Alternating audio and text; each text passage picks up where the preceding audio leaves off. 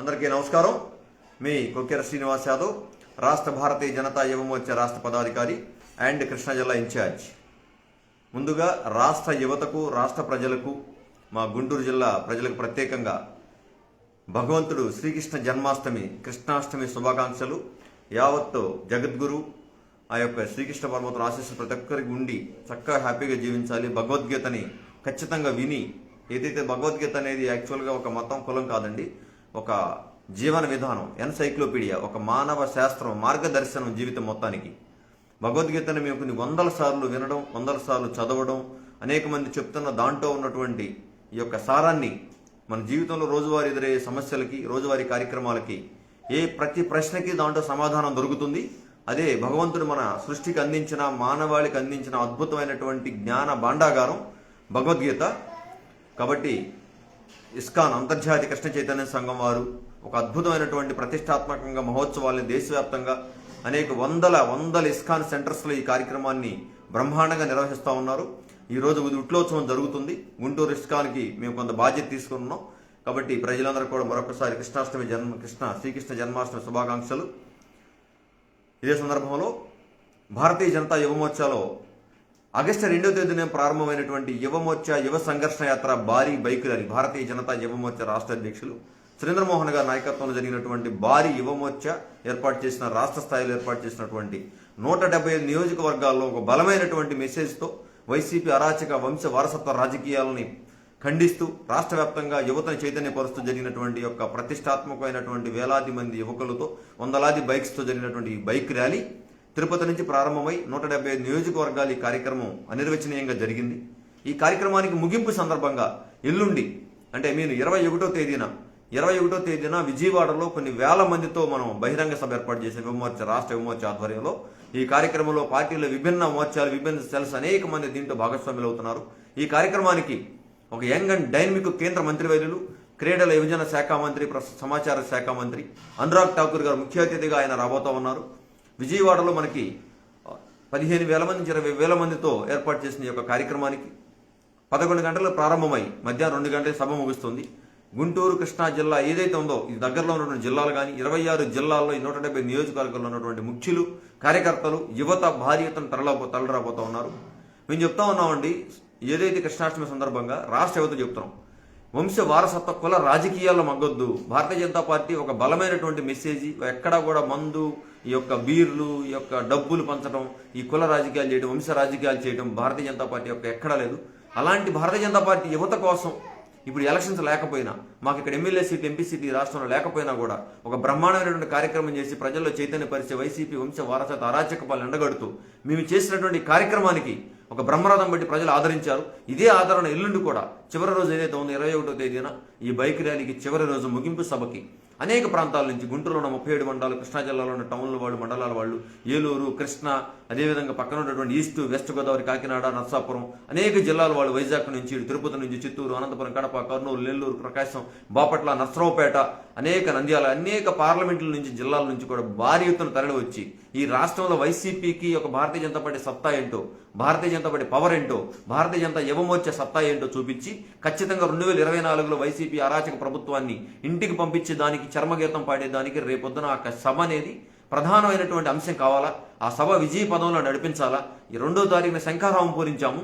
రేపు 21వ తారీఖు దానికి ముగింపు పలికి వైసీపీకి ఎట్టి పరిస్థితుల్లో కూడా ఈ రాష్ట్రంలో మా యొక్క పప్పులు ఉడకవు, మేము చేసే అధర్మ, అక్రమ, అరాచక పాలన కుదరదనేటువంటి మెసేజ్ మనం ఇచ్చి ప్రజలకు స్వపరిపాలన అందించడం కోసం, భవిష్యత్తులో భారతీయ జనతా పార్టీ యొక్క రాష్ట్రం అధికారంలో రావడం కోసం యువత ఖచ్చితంగా స్వచ్ఛందంగా రావాలండి. యువత అంటే ఎవరు?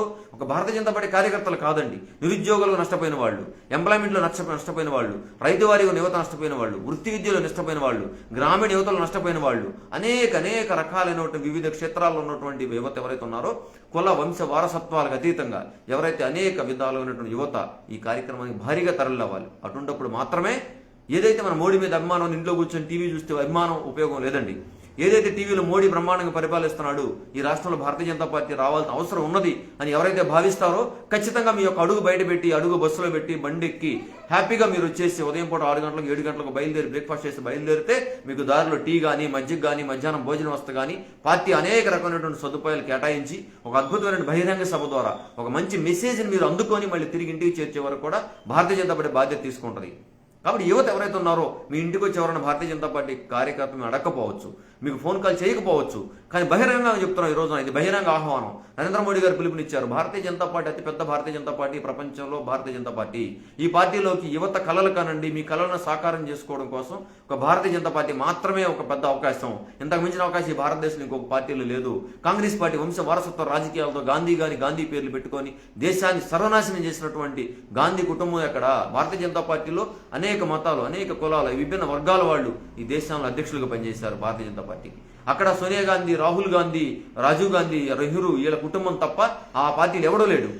కాబట్టి మీకు మోడీ గారి మీద అభిమానం ఉన్నా, భారతీయ జనతా పార్టీ అభిమానం ఉన్నా, ఈ దేశంలో ఒక సుపరిపాలన అందించాలన్నా, మన రాష్ట్రంలో కూడా ఖచ్చితమైనటువంటి ట్రాన్స్పరెన్సీ, పారదర్శకంగా ఉండే పరిపాలన రావాలన్నా ఖచ్చితంగా రేపు 21వ తేదీ జరిగేటువంటి భారతీయ జనతా యువ మోర్చా ఆధ్వర్యంలో జరిగేటువంటి కార్యక్రమానికి ప్రతి ఒక్కరూ కూడా స్వచ్ఛందంగా మీ బండి వేసుకొని, మీ కారు వేసుకొని, మీ బస్సు ఎక్కువ, మీ యొక్క ఏది ఉంటుంది, ఏ వాహనం ఉంటో తీసుకొని స్వచ్ఛందంగా విజయవాడకి బయలుదేరి రావాలని, 21వ తేదీ ఆదివారం వచ్చింది, ఈ యొక్క కార్యక్రమానికి ప్రత్యేకించి రావాలని సిద్ధార్థ కాలేజీలో మీకు జరుగుతూ ఉంది. కాలేజీ ఆ గ్రౌండ్స్లో వస్తారని ప్రతి ఒక్కరు మేము భారతీయ జనతా పార్టీ నుంచి బహిరంగ ఆహ్వానం పలుకుతున్నాం. ప్రతి గ్రామం, మండలం, మేడికుంటూరు మండలం కానీ, గుంటూరు సిటీ కానీ, గుంటూరు ఈస్ట్ అండ్ వెస్ట్ కానీ, తాడికొండ, పొన్నూరు, ప్రతిపాడు, తెనాలి, మంగళగిరి, ఈ యొక్క అన్ని నియోజకవర్గాల నుంచి కూడా ఖచ్చితంగా పల్నాడు, నర్సరావుపేట, చిలకలూరుపేట, విజయవాడ ఉన్నటువంటి విజయవాడ సెంట్రల్, విజయవాడ ఈస్ట్, విజయవాడ పశ్చిమ, అదేవిధంగా అనేక ప్రాంతాల్లో ఉన్న మచిలీపట్నం కానీ, గుడివాడ కానీ, అవనిగడ్డ కానీ, ఆ చుట్టుపక్కల ఉన్నటువంటి పామూరు కానీ, పెనమలూరు కానీ, అదేవిధంగా అక్కడ ఉన్నటువంటి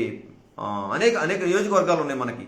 మచిలీపట్నంలో ఉన్నటువంటి 7 నియోజకవర్గాలు కృష్ణా జిల్లాలో, విజయవాడలో అనేక నియోజకవర్గాలు, జగ్గపేట, మైలవరం, తిరువూరు, ఈ అందరూ కూడా, ఏలూరు, నరసాపురం, ఏలూరు, ప్రతి ఒక్కరు కూడా వాళ్ళు వీళ్ళని కాదండి, ఎవరికి వారు స్వచ్ఛందంగా విభిన్న మోర్చాల వాళ్ళు, విభిన్న సెల్స్ వాళ్ళు, యువత ఎవరైతే అకాడమీ ట్రైనింగ్స్ వాళ్ళు, అనేక ఆర్మీ అకాడమీ వాళ్ళు ఉన్నారు, మేము భారతీయ జనతా పార్టీలో ఉన్నారు, మేము భారతీయ అభిమానం ఉన్నాం అనుకున్న ఎవరైనా సరే పిలిచారు, పిలవలేదు, మమ్మల్ని అడగలేదని మన ఇంట్లో పెళ్లి కాదండి.